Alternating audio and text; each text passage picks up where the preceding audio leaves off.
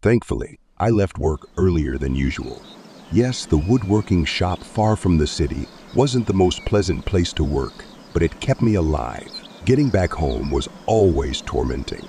Late at night, almost at dawn, when the whole world sleeps, except for the lunatics risking their lives on empty roads. This time something was off.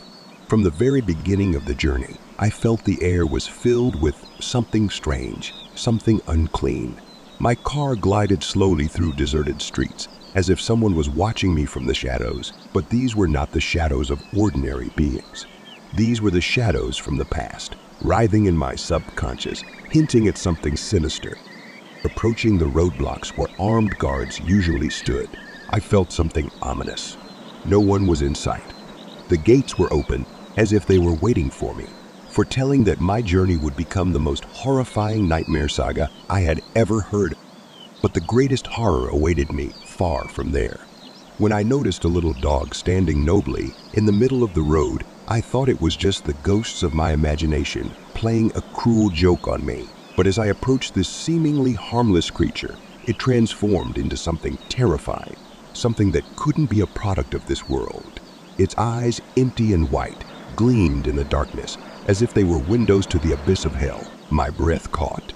My brain refused to understand what was happening. I stared at this creature, trying to find something that would justify its existence, but there was only emptiness and horror.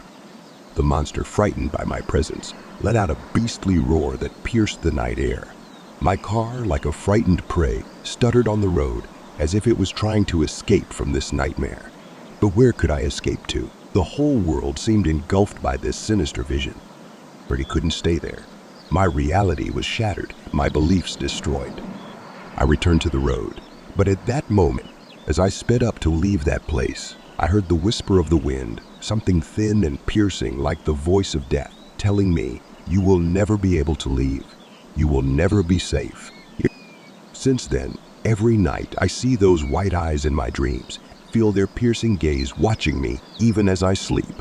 I don't know what that creature was, where it came from, or what it wants, but I know one thing: my journey home will never be the same again.